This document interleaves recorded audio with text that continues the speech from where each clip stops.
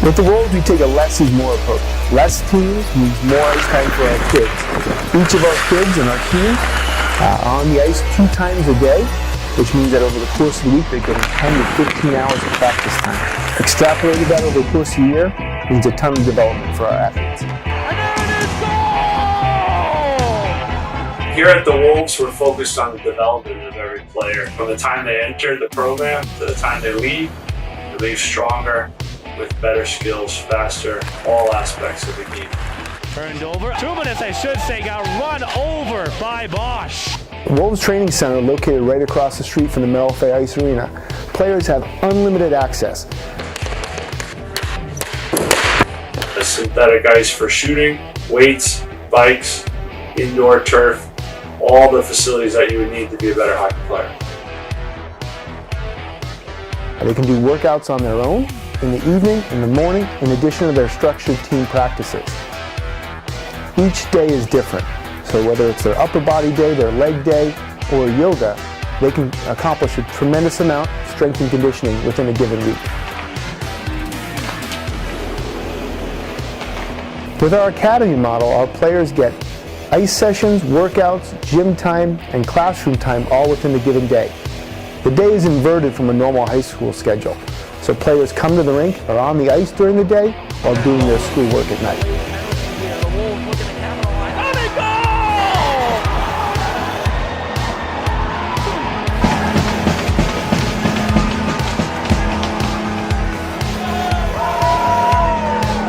Zelensky, Richard. I'd say probably every other game or every game there's been a coach in the stands watching the team, and I want to play college hockey and get a good college education from it. And I think this is the right place to do it. Just being able to skate on the ponds and everything, it's great when it's cold out. We got the rink down the road, the outdoor rink, and the boys like to go over there and play. It's good. I know it's fun. It's a fun time up here.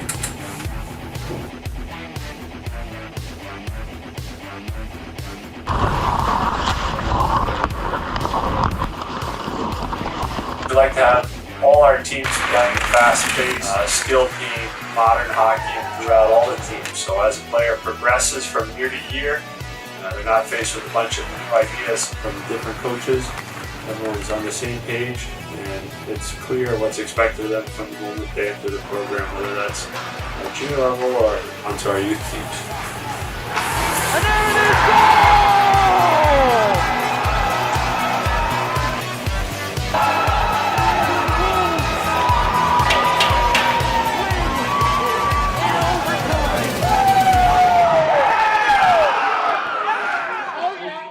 All right, Wolves hockey fans, welcome to the season finale of Season 2 of the #1 rated hockey show in the Lakes region.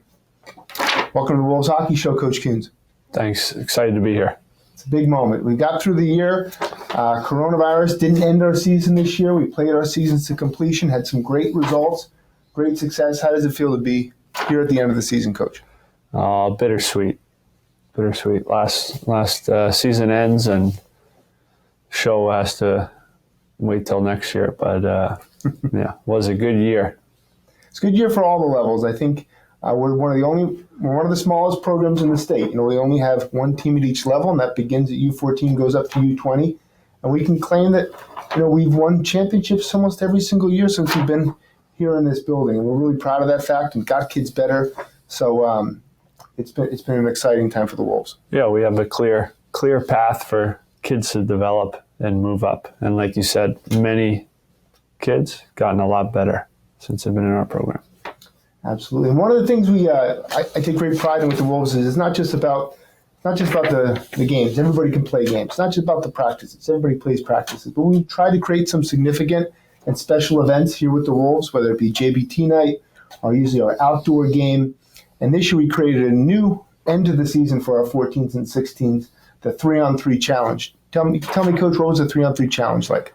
It looked like we had a bunch of teams made up between the two teams. 3-on-3 tournament. Looked like the kids had a lot of fun out there.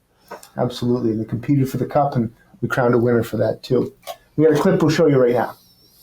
So on March 14th, the 14s and 16s gathered at the Merrill Fay Arena for the 3-on-3 challenge. We grouped the teams into groups of 5 to 6 players per team. At the end, Laconia Blue, led by Dom Dubrio and Peyton Vachon, were crowned the champions. They got to carry the cup around the building after winning the best of 3 against Team Wolves International. It was a great job. Tons of kids having fun. Tons of kids playing hockey. Great job, guys. So Coach Guerin was a really big proponent of creating this new thing we did with both the 14s and 16s team. We wanted to create an award scenario for teams that not just rewarded the most goals or most assists or points, which are all obviously everybody gets wants to get those kind of goals for their season, but we want to create a second level of awards in which you recognize individual players for the contributions they make to their team. Coach, tell me about the 14s. What did they win for their awards this year? Yeah, so 4 different awards. We had a leadership award, was Evan Guerin. Most improved was Shea Curley. Most consistent was Trevor Lemire. And then the best teammate was Jake Tash. These kids all deserve that individual recognition. They had great seasons and all made huge contributions onto the U14 championship team. Yeah, state champions. No question. For the 16s, our leadership award went to Charles Day. He was one of the assistant captains on that team. As a younger player on that team, he made really good contributions by showing up on time, coming to every practice, working really hard. Most improved was Zach Orwig, a young player from Iowa, made huge improvements throughout the year. Most consistent was our leading scorer, Gage Winter. At one point in the season, he had about a 12-game point streak. Great job on that one, Gage. And then lastly, but not least, best teammate, Zach Spikuza. Zach would do whatever he asked of him. Day in and day out, he would show up, a smile on his face, being a good teammate. Those things are super important. Yeah, good stuff there. Now, Coach, tell me about the EHLP playoffs. Yeah, EHLP had a first-round matchup against Vermont Lumberjacks. I think played really well in that series, but came up just short at the end. Now, that team, the Lumberjacks, really turned it on late. They had a struggle at the beginning part of the year with all the COVID restrictions, and now they find themselves in the frozen finals here at the EHLP level. So the Wolves had a pretty tough draw in the first round. Yeah, I think, too, looking at the teams, is that team they face is much older than them. Yeah. So they had a really good season, though. Definitely. We got a highlight we're going to show you right now. So here's a clip from second period action in Game 1 up in Waterville Valley. Wolves do a great job on the forecheck. Colby Clegg finds a spot in the high slot and gets a puck to the net. And Drake Adams, 2003 birth year forward from North Carolina, makes a great finish. Wolves would tie the game at this point, but eventually they would lose the game and lose the series. Great work all season long, EHLP. Coach, now tell me about the EHL team. Yeah, so EHL team finished in second place in the regular season, had a first-round matchup also against Vermont Lumberjacks. Had a tough start to the series, ended up missing 2 forwards, and Captain Donnie Feldman injured too. So we lost the second game as well, and the season ended. But it was a really good year for that group, for that team. Won a bunch of games. Had a nice season. That's another team too. Vermont had a slow start to their season, and then they were playing their best hockey, and we were too in February. A tough first round draw, but they find themselves in the frozen finals, and they've earned that, I guess, getting there. Yeah, I think ultimately we're missing 3 of our best forwards for the series, so it was always going to be tough. No question. We got a clip we're going to show you right now. So this was action from the second game in the playoffs, the Wolves matchup versus the Vermont Lumberjacks. Puck would come to Justin Patari, who made a great shot through the screen. It was a really good finish that actually tied the game at 4, but the Wolves would come up just short. It was the last goal of the season for the Wolves, EHL. So, Coach, overall, our 4 full-season teams had a great season. A lot of wins, a lot of championships, a lot of kids getting better at hockey. Coach, give me your thoughts and perspective on the finish to the year. Yeah, I think everyone had a good season. I think we can be really thankful that we got as many games and practices as we did. Not everywhere is in the country and the world got to play this year. So We got a lot of games, a lot of good results, a lot of kids who got better during the year. And I did the math for some projects on the website, and each team, at our junior level or U16, had over 150 hours of practice time. I mean, there's not many programs that can say that. I would guess not. And that's remarkable. And those kids, you can see the improvement from the beginning of the season to the end of the season. And that always, that brings up, an important thing to talk about is that at the end of the year, like how do you want to, what attracts you to certain programs? And it's not who's playing there, what they're wearing, where they're located. It's how much can my son or daughter improve in the program? And I think I saw that with all the teams. Yeah, I would agree. I think that's a focus that's lost sometimes among, players either at youth or junior level, especially parents at youth or junior levels. And you have to keep getting better as a player. You want to move to the next level. The second you stop getting better, or you don't have a place that has the right systems in place for you to improve and the right coaching, then you're not going to get better. I couldn't agree more. And before we get to our top 5 plays, which I think demonstrate a lot of those qualities, we had a commitment announced today, and he is a perfect example of that philosophy. Tell me a little bit about Kevin Byte making that transition from forward to defense and now getting a college commitment. Yeah, Kevin Byte was a player who came here 3 years ago. He played his first year at forward, like you said. At the beginning of 2 years ago, I thought he had some qualities that could make him a good defenseman. I talked to him about it, and he's practiced for 2 years. This season when he played,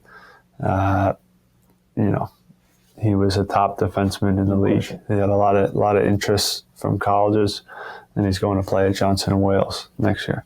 Great job, Kevin. Yeah, a lot of hard work. Absolutely. It's not an easy path, but he did it, and he had the program where he had everything in place that he could improve. Definitely. So top 5 plays of the New England Wolves hockey season coming up right now.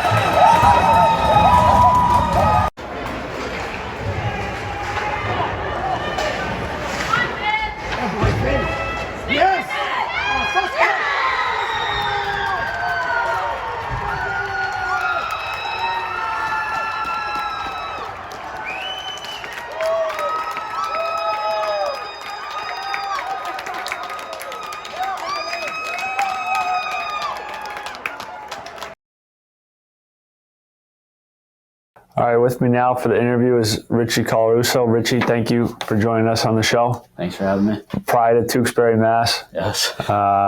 First time on the show? Yes, it is. Yeah, first time. So first, tell us, obviously I just mentioned where you're from, but growing up where you played hockey. Yeah, so I played hockey for the Boston Junior Rangers actually when I was younger, and then moved on to Islanders Hockey Club, and then went to Tewksbury High School. Ended up leaving there and going to prep school, and played a little junior hockey after that, and then the Wolves ended up picking me up, which was great, and had a great time here. So, yeah.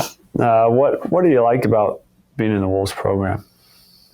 everything about it: coaching staff, ice, working out whenever you want, good film sessions, get everything you want out of junior hockey here. Okay, great. Now, you recently decided where you're going to be playing college hockey. Why don't you tell the viewers at home? I'm going to attend St. Anselm College next year. That's in Manchester, New Hampshire. What'd you like about St. A's there? They have my major over there, beautiful rink on campus. Coach is a great guy, and I think I'll get the most out of playing Division III hockey over there. So, now you're noted for being one of the more vocal ones in the dressing room. What can you tell me about some of the guys on the team? Like, what's Jack Ennis like in the locker room there? Jack Ennis, that's a good guy over there. We hang out a lot, me and him. He's with his roommate, Milkman Lantry. Yeah. Yeah, we had the Milkman on last week. Yeah. I think that was our highest viewed episode so far. So, it's got to be. Yeah, tough to follow that one up, but you're doing a good job so far. How about John Wernley? We saw him skating actually today. He put on the goaltender pads, playing goalie. What do you think of him as a goalie? Yeah, I think he's one of the better goalies that play forward in the league, defense. So I think he can do it all, Great player, great all-around athlete. That's it. We did see you put the pads on last week. How did that go? The boys put the pads on me the wrong way. Didn't tell me. Couldn't stand up great, but... That's good. You have your excuse ready to go for the show. All right. Richie, thanks a lot for joining us. Wolves Hockey Show. Appreciate it. Thanks for the season. Great interview there with Richie, Coach. What did Richie bring to the EHL team this season? Yeah, I think he was a player who had junior hockey experience, one of the older guys on the team. I think he had a real energy about him in the practices, in the games. He loves being at the rink, and you can see that anytime he's on the ice, and that has a positive impact on a team. Yeah, I think that's another. We talked about in an earlier segment about tryouts, but I think that's one thing that's overlooked in the personality and chemistry and makeup of a team is you want to have good guys in the locker room you get along with, who have a good personality, who it's fun coming to the rink, and Richie has a good time when he comes to the rink. Yeah, absolutely. Hockey's fun. You would think that'd be a more common attitude, but well, we had the first round of our tryouts. They occurred last week in Waterville and also Laconia. We had them at the 14s, the 16s, the 15s, 16s, 18 levels. We have a supplemental tryout coming up. Coach, tell me what that's about a little bit. March 29th at 6 p.m. in Laconia. A good chance for some players who might not have been able to make it to the original dates to get seen by the coaching staff. So good opportunity to be a part of a program where you can develop. Yep, we have a number of kids that have inquired about the program after the tryouts, and we're just giving them a fair shake to show their stuff here with the program. And I know it's a big age gap. I've had a couple people ask me about, it's 14s and 18s. That's a big age gap. But I think we're able to create a sheet of ice where all the kids can demonstrate their skills without there's too much of a weight or height discrepancy, right, Coach? The coaches know what they're looking at. They can pick out the good players for sure. Absolutely. Well, make sure you register for that on the website. That's right on the upper right-hand corner, and we'll get you going at tryouts. Definitely looking forward to seeing some good players out there. Thanks for a great year, hockey fans. It's been a lot of fun bringing you the Wolves Hockey Show for the second season. Our numbers remain strong. We're still the highest-rated hockey-themed show on Lake Shore Public Access. Quite strong. Yes. We're looking at clips of our millionth viewer coming up pretty soon here. So keep watching. Yeah. Thanks a lot for the year.